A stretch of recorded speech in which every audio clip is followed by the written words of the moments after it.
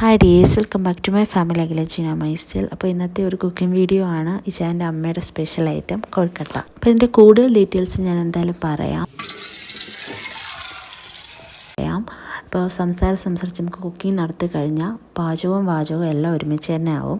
അപ്പോൾ ആദ്യം തന്നെ വേണ്ടത് വെള്ളം തിളപ്പിക്കാൻ വെക്കുകയാണ് കേട്ടോ. നല്ല രീതിയിൽ തന്നെ തിളയ്ക്കണം.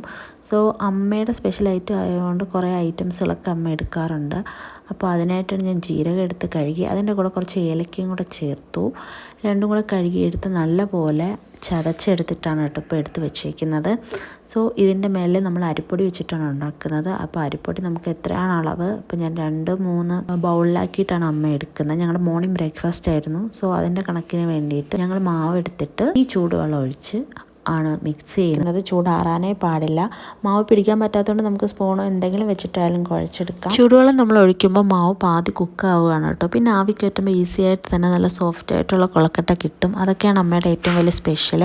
മാത്രമല്ല ഇതിൽ ഉപ്പൊട്ടും ചേർക്കാറില്ല. നമ്മൾ അകത്ത് വെക്കുന്ന ഫില്ലിങ്സിലുള്ള ആ മധുരം മാത്രമേ ഉള്ളൂ കേട്ടോ. നല്ലപോലെ കുഴച്ചെടുക്കണം. നല്ല ആവി വരുന്നുണ്ട്. സോ ആ ഒരു ഇതിൽ തന്നെ നമ്മൾ കുഴച്ചുകൊണ്ടിരിക്കണം. അറ്റ് ഫൈനലി ഇതാണ് കേട്ടോ മാവിൻ്റെ യഥാർത്ഥ പരുവം.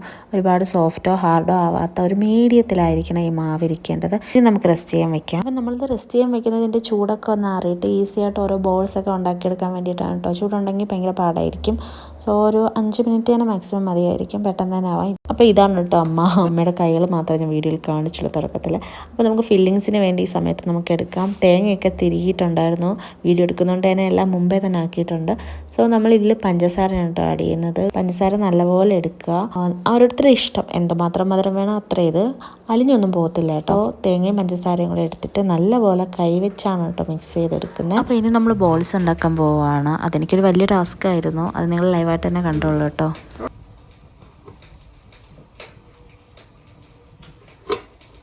അതിൻ്റെ പണ്ടേ വീണ്ടും മാവ് ഒട്ടിക്കത്തില്ലേ? എന്തിനാ ആ എടുത്ത മാവ് വെച്ച് തന്നെ അതിൻ്റെ മേലോട്ട് പരത്തിയില്ലേ ഒന്ന്.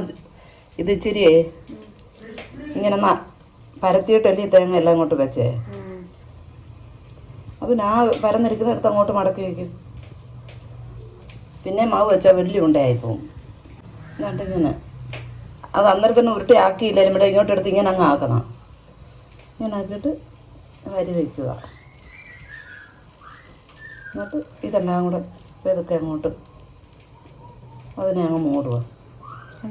ലാസ്റ്റ് നമ്മൾ ബോൾസ് എല്ലാം ഉണ്ടാക്കി കഴിഞ്ഞു. ഞാനിവിടെ ചേർന്നിട്ടാണ് കേട്ടോ ഉണ്ടാക്കിയിട്ട്. ഞാനിപ്പോഴാണ് ശരിക്കും പറഞ്ഞാൽ നല്ലൊരു ഷേപ്പിന് ഉണ്ടാക്കാനായിട്ട് പഠിച്ചത്. നമ്മൾ കുക്കിങ്ങിലോട്ട് കിടക്കുവാണ്. നമ്മൾ സ്റ്റീം ചെയ്താണ് കേട്ടോ എടുക്കുന്ന ഇഡലി കുട്ടുകത്തിൽ. അപ്പോൾ ആ സമയത്ത് തന്നെ ഒലിവർ എണീറ്റ് വന്നിട്ടുണ്ടായിരുന്നു. ഒലിവർ രാവിലെ എണീറ്റ് കുറച്ച് വാശികൾ കാണിച്ചു. പിന്നെ അവനെ സമാധാനപ്പെടുത്തി.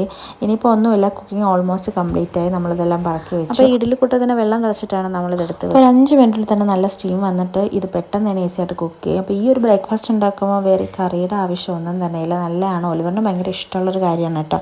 അപ്പോൾ ഞങ്ങളുടെ കൊഴക്കട്ട ഇവിടെ റെഡി ആയിട്ടിരിക്കുകയാണ്. അപ്പോൾ നിങ്ങൾ ഉണ്ടാക്കിയത് എന്താണ് വ്യത്യാസമായെന്നൊന്ന് പറയണം. സെയിം ആണെങ്കിൽ എന്തായാലും പറയണം. അപ്പോൾ വീഡിയോ ഇഷ്ടമായ ലൈക്ക് ചെയ്യുക. ചാനലും കൂടെ സബ്സ്ക്രൈബ് ചെയ്ത് സപ്പോർട്ട് ചെയ്യണം. നെക്സ്റ്റ് വീഡിയോ ആയിട്ട് വരുന്നവരേക്കും bye bye from Akhilajeena my style.